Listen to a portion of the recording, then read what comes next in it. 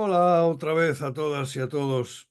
Esta vez me ha costado bastantes días de encontrar las imágenes adecuadas de lo que quiero expresar aquí en esta comunicación. No sé cómo lo llamáis esto, podcast o no sé si es esto o no. Bueno, en fin, ya me entendéis, ¿no? ¿Qué estamos haciendo cuando leemos una carta natal? Es lo que planteo en el título.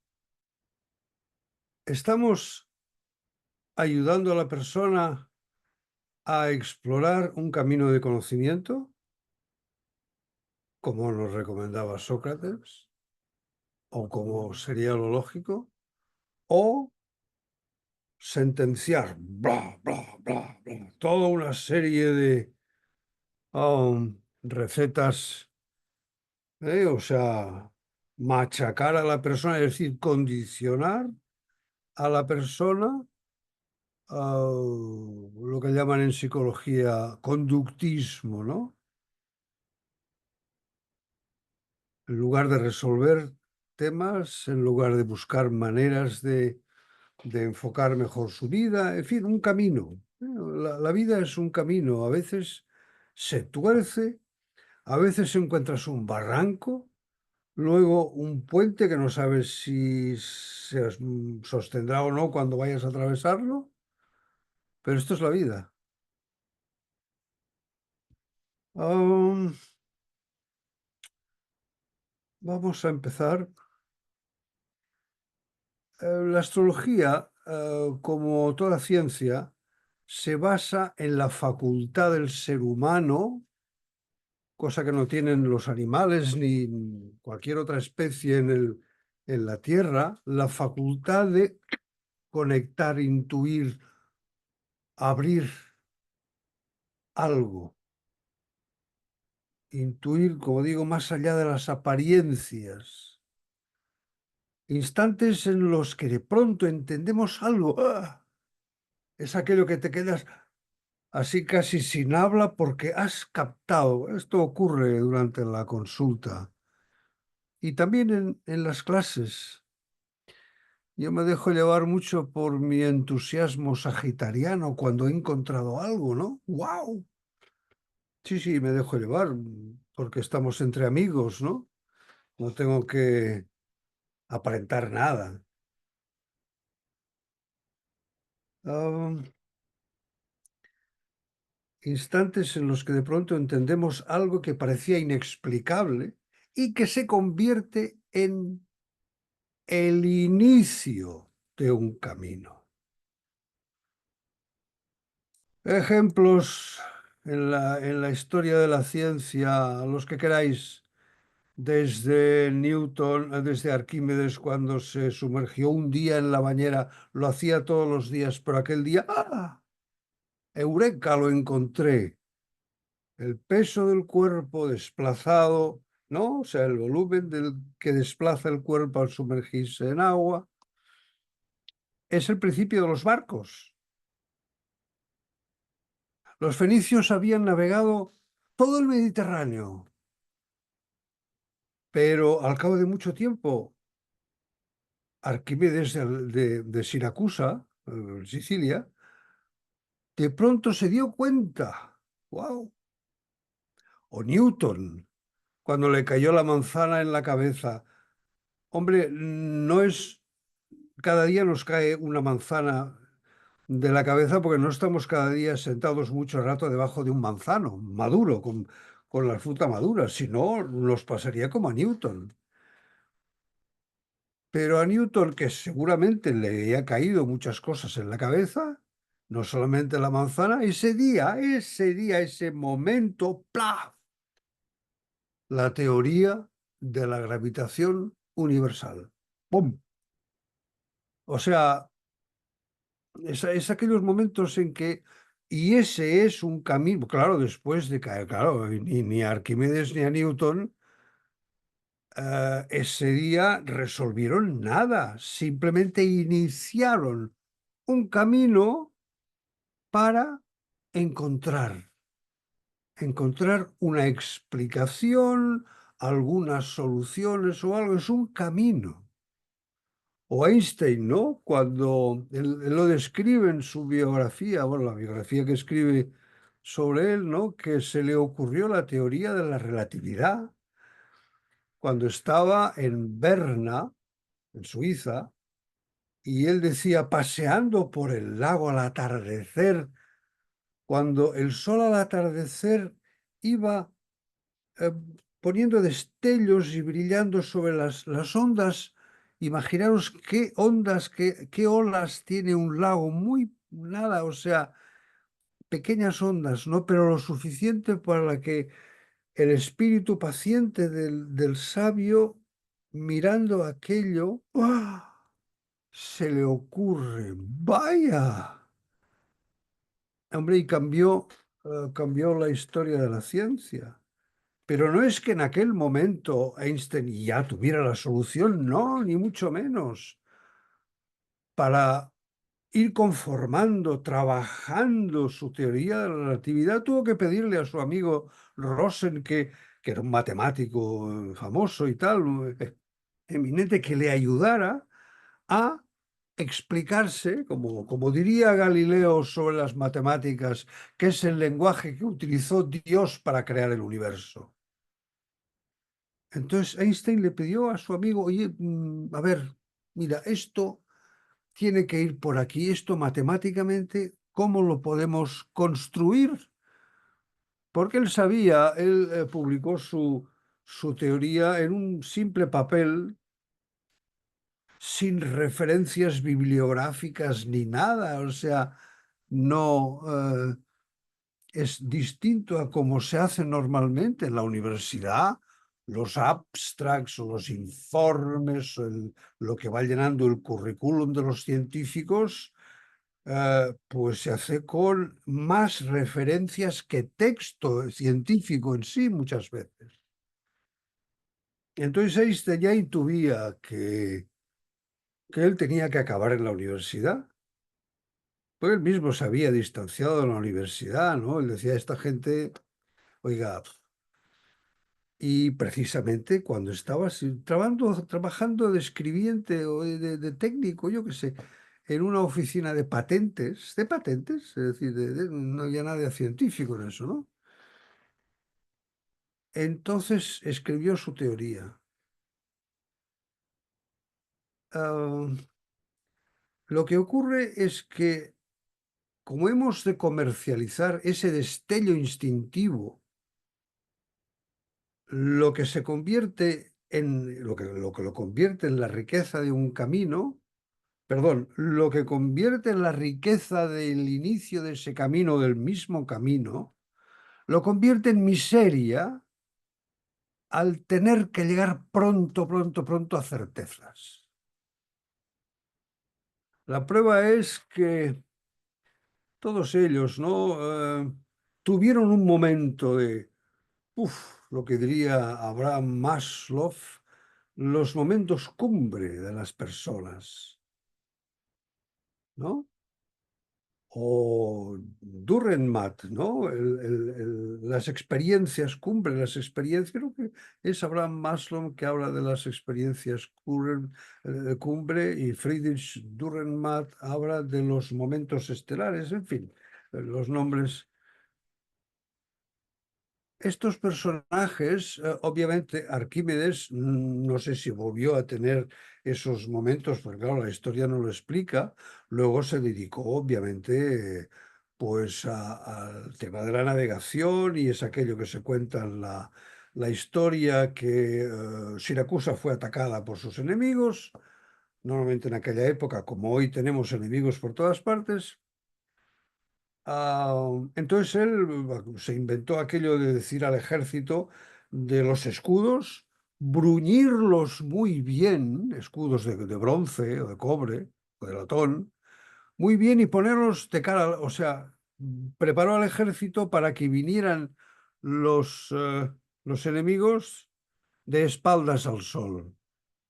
Con lo cual, cuando llegaran los barcos, el ejército suyo, era un ejército mucho menor que los atacantes, se pusiera con los escudos y esos escudos hicieran de reflexión, o sea, cegaran a los navegantes que venían a atacar Siracusa.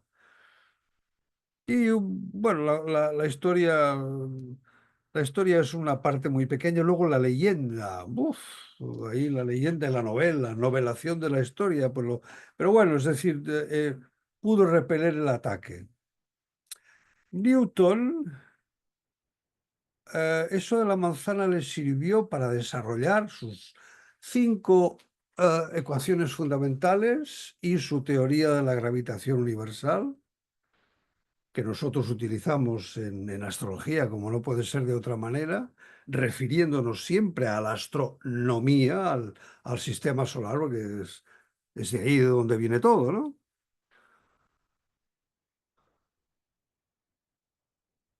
Y Einstein, pues quiero decir, entonces Newton se encontró en una época en que ya hizo su descubrimiento y ese descubrimiento lo situó como Arquímedes, ¿no? Su descubrimiento lo sitúa con una fama que ya después pueden hacer lo que quieran. Newton igual. Su descubrimiento básico, ¿no? Las cosas. ¿Por qué caen las cosas? Porque hay una fuerza que los atrae. Eso es en fin, imaginaros, Newton es del siglo XVI, ¿no? Durante milenios la gente se ha dado cuenta que si dejas caer, sueltas una cosa, cae, ¿no? Pero el darse cuenta de que cae porque hay una fuerza que lo atraiga, eso fue el descubrimiento del sabio, ¿no? Y Einstein igual, bueno, es muy pronto todavía para evaluar todo ese movimiento tremendo que hubo en la Universidad de Princeton, ¿no? Que un historiador también le calificó como los gnósticos, los creyentes de Princeton. El propio Schrödinger, conferencias sobre más esoterismo, o mejor dicho, metafísica más que física. Y cuando la metafísica se deja llevar en términos astrológicos por lo pisciano, nos metemos ¿en dónde? En los confines de la ciencia y el conocimiento, es decir, en la mística, claro, porque entonces ya en esos confines, en los confines de las partículas, de las subpartículas, cuando según Heisenberg un electrón puede salir al mismo tiempo en dos direcciones distintas, lo cual para la mecánica clásica de Newton es absolutamente imposible, no tiene ningún sentido, pues lo demostramos, lo demuestran en las cámaras de niebla el siglo pasado. Hoy hay otras historias como el ciclotrón y tal, pero eso se demuestra en los principios de la física cuántica. Entonces, sí, Einstein tuvo su momento de gloria, ese momento que duró 2 años más hasta que finalmente la universidad le reconoció y lo postuló para premio Nobel. A partir de ahí, bueno, yo diría que podía hacer lo que quisiera y lo hizo.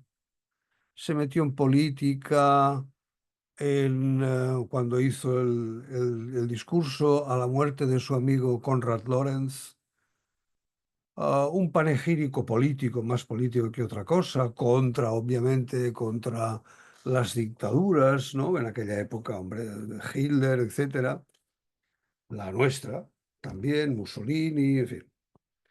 Ah, es decir, ya tuvo su momento de gloria, vale, perfecto. Me recuerda esto en literatura, por ejemplo, que Cervantes, conocemos su Quijote, luego hay los trabajos de Pérsiles y Sigismunda, etcétera, pero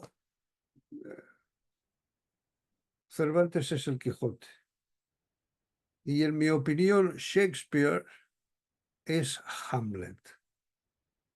Hamlet es el pico, o sea, el momento álgido del conocimiento de alguien, ¿no? Obviamente en el mundo oriental le llaman el jeque, el maestro jeque o jeque maestro. Sheikh es jeque y pir es maestro. Shakespeare, esta es la composición de la traducción en occidental, ¿no? De su...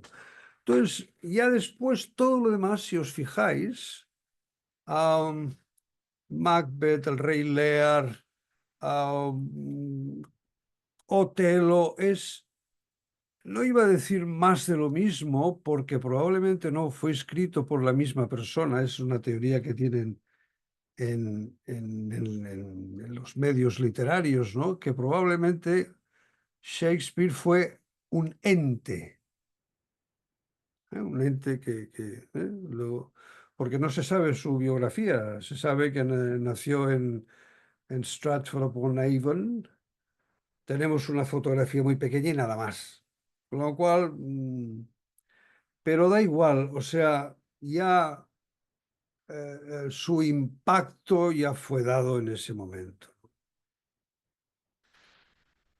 Am, Lo que digo a continuación es la comercialización de ese destello instintivo, lo que convierte la riqueza del camino en miseria de llegar pronto a certezas.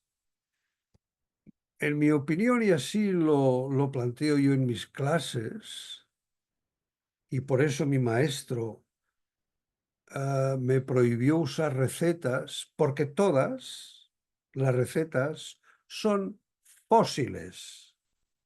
Eso lo decía Sócrates con los libros. Por eso prohibió a sus discípulos que escribieran nada.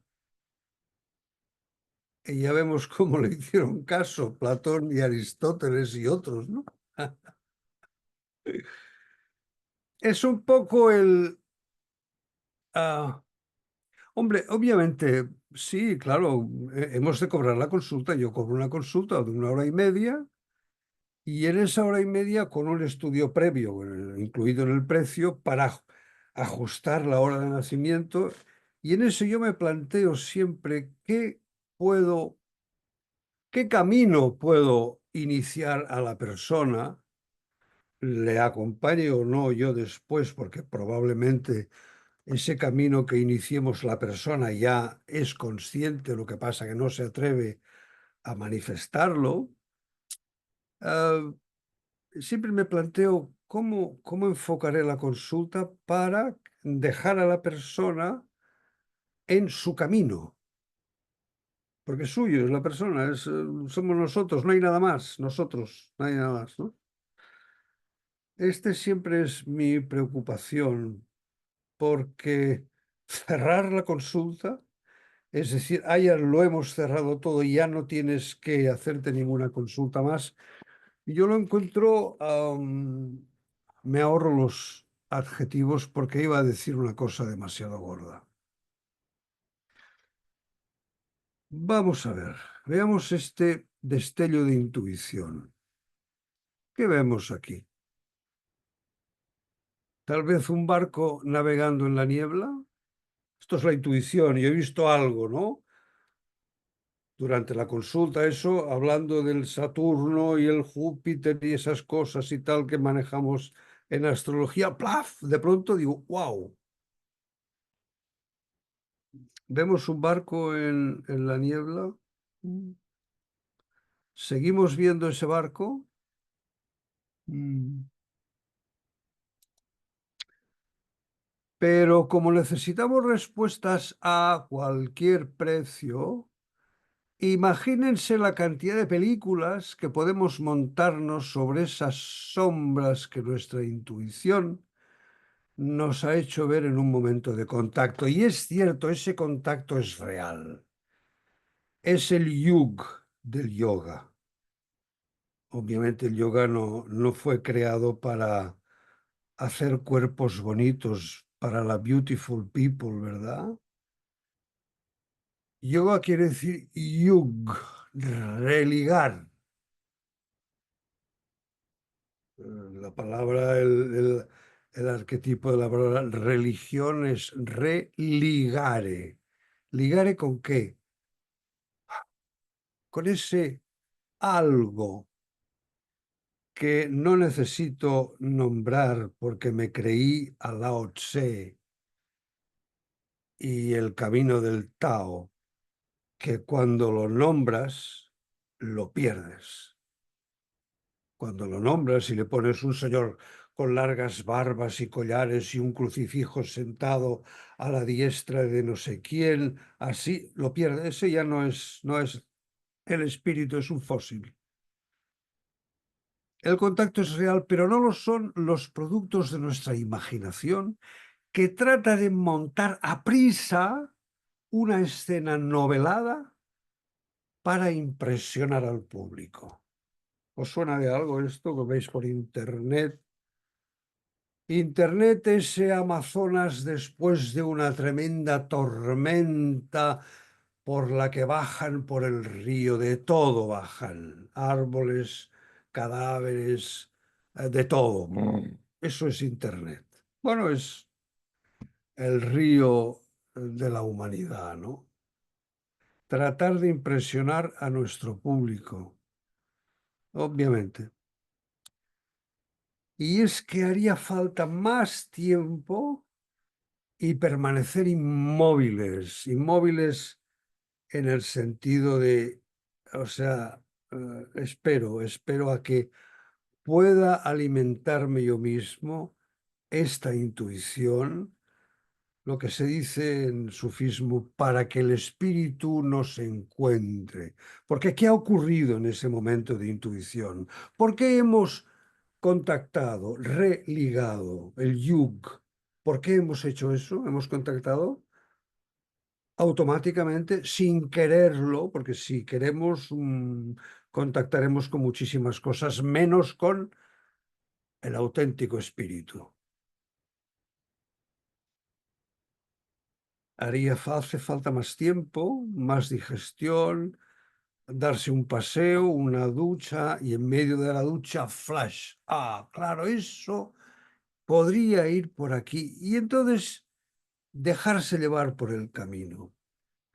Porque finalmente eso era un sencillo farolito con libros, nada más.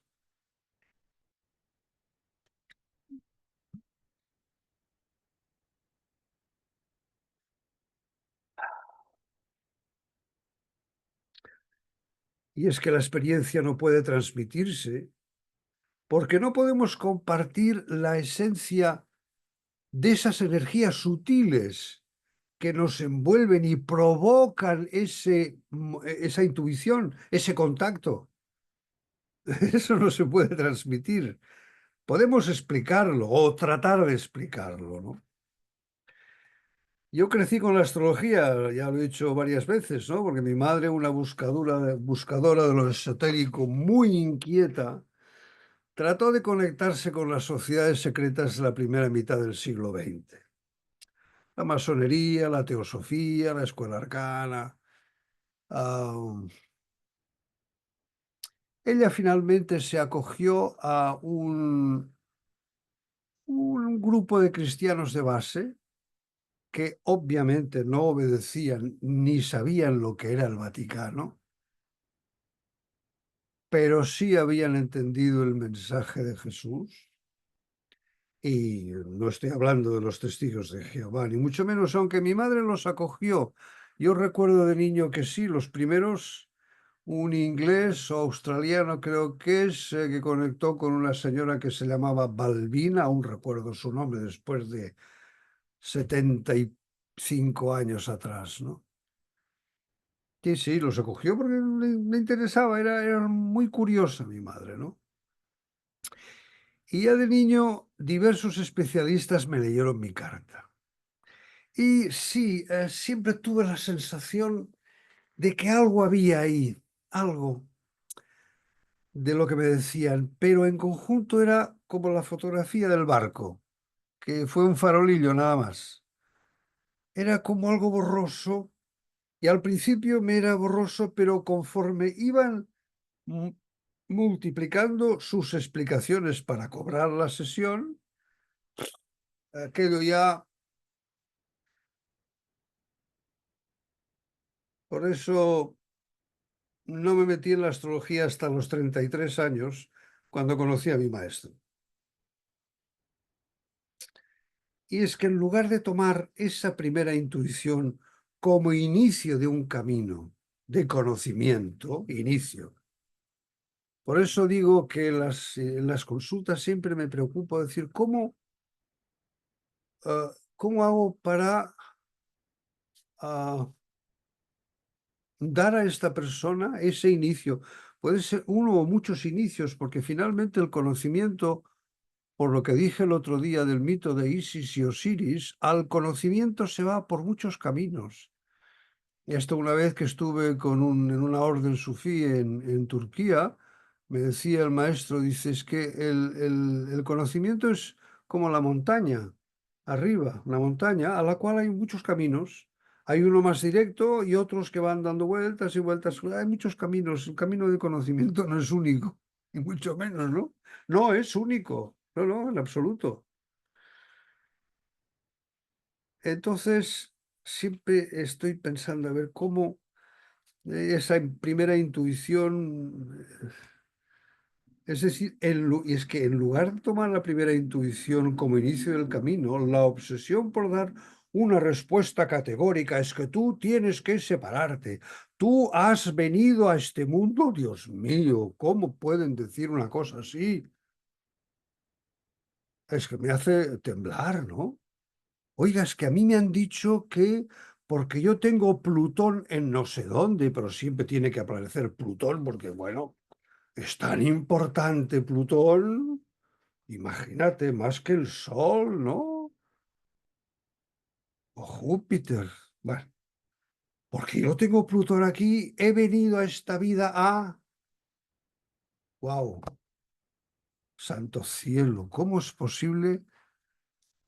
¿Qué agallas o entrañas tiene que tener una persona para largarle a otro que está escuchando así, crédulo, abierto, vulnerable? ¿Cómo puede estar tener las entrañas para largarle una cosa así? En fin, a cada cual su conciencia, ¿no? La obsesión por dar una respuesta categórica para cobrar la consulta y sentenciar un producto intelectual con la ayuda de recetas fosilizadas. Es que es esto, es que como esa intuición es difícil de materializar, lo del barco en la niebla, si yo me quedo con el barco en la primera visión y no sigo adelante en buscar el enfoque de la fotografía, a ver esto por qué iba y tal, yo me puedo montar allí lo que quieras. Que un avatar ha venido, un ángel ha venido a decirte que, Dios mío, qué fuerte, ¿no?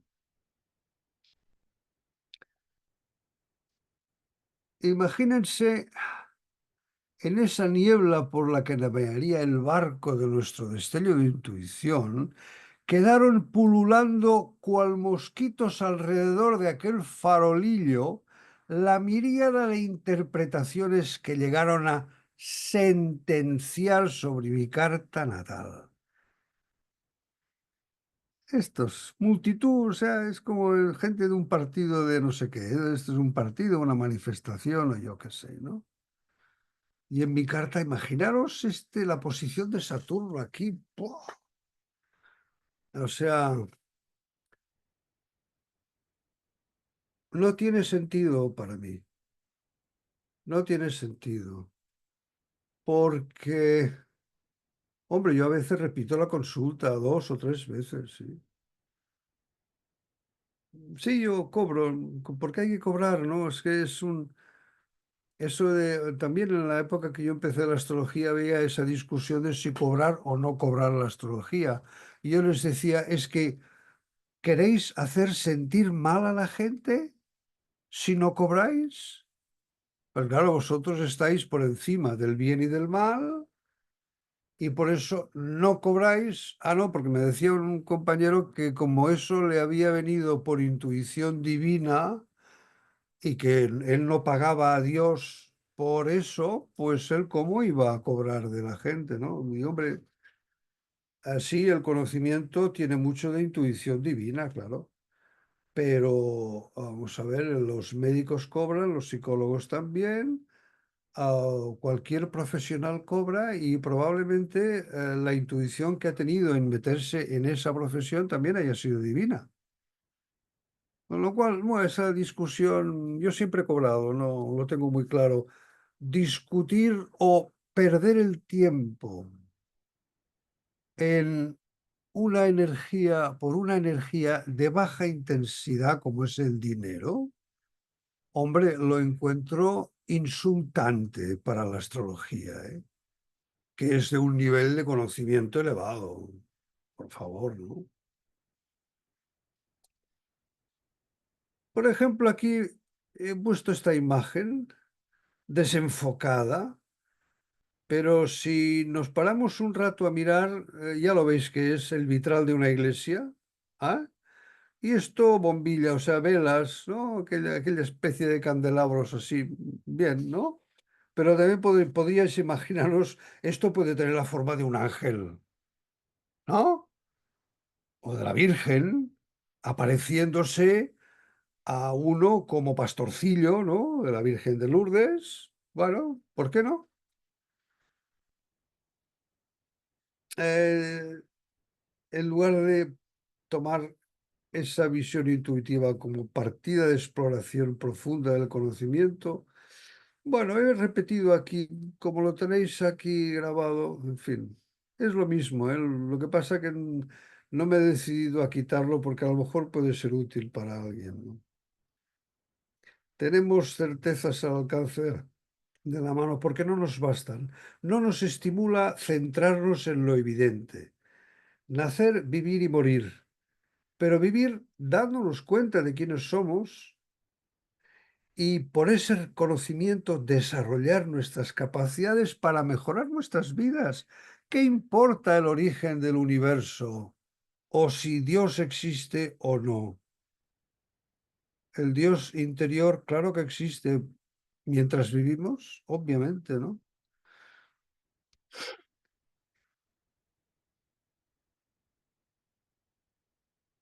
La necesidad de respuestas no procede de un espíritu genuino de la búsqueda de la verdad, sino de prisas atropelladas para encubrir su renuncia, la renuncia a la búsqueda de la verdad. Muchas gracias por estar ahí y nos vemos en la próxima. Chao, chao. Que estéis bien, estéis muy bien.